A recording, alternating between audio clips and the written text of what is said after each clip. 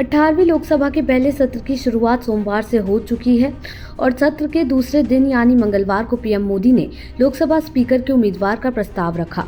18वीं लोकसभा के पहले दिन प्रधानमंत्री नरेंद्र मोदी उनकी मंत्रिपरिषद के सदस्यों के साथ ही अन्य नवनिर्वाचित सदस्यों ने सदन के सदस्य के रूप में शपथ ली थी। 26 जून को लोकसभा अध्यक्ष का चुनाव होगा और 27 जून को राष्ट्रपति द्रौपदी मुर्मू दोनों सदनों की संयुक्त बैठक को संबोधित करेंगी। आपको बता दें, सोमवार के दिन कार्यवाही शुरू होते ही सदन के नेता होने के नाते मोदी ने सबसे पहले शपथ ली थी। इस दौरान सत्ता पक्ष के सदस्यों ने मोदी मोदी और नारे लगाए। कार्यवाही शुरू होने पर कांग्रेस नेता राहुल गांधी, तृणमूल कांग्रेस के सदस्य कल्याण बनर्जी, समाजवादी पार्टी के सांसद अखिलेश यादव और अवरोध प्रसाद को विपक्षी खेमे में सबसे आगे की पंक्ति में बैठे हुए देखा गया। सदन की कार्यवाही शुरू होने से पहले मेहताब ने राष्ट्रपति भवन में सदन के सदस्य और कार्यवाहक अध्यक्ष के रूप में शपथ ली थी। उन्हें राष्ट्रपति द्रौपदी मुर्मू ने शपथ दिलाई। लोकसभा के नवनिर्वाचित सदस्यों ने सोमवार को जब शपथ ली तो भारत की भाषाई विविधता की झलक देखने को मिली।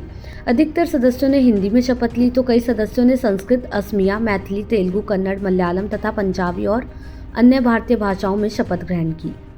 आपको बता दें, लोकसभा में एनडीए के 293 सांसद हैं, जबकि इंडिया गठबंधन के 234 सांसद हैं। कुछ निर्दलीय सांसदों ने कांग्रेस को समर्थन देने की घोषणा की है, लेकिन सत्तारूढ़ गठबंधन के पास सदन में स्पष्ट बहुमत है।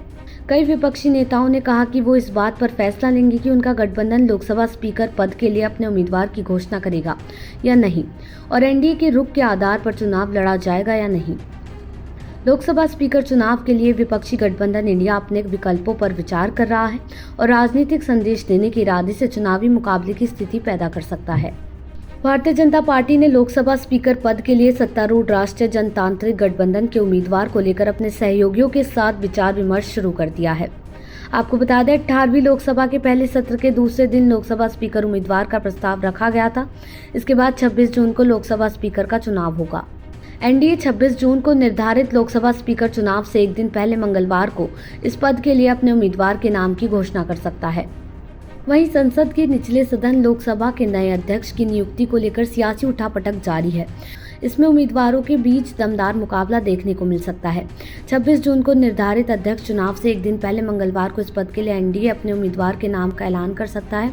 कैंडिडेट को मंगलवार दोपहर 12 बजे तक नामांकन पत्र दाखिल करना होगा।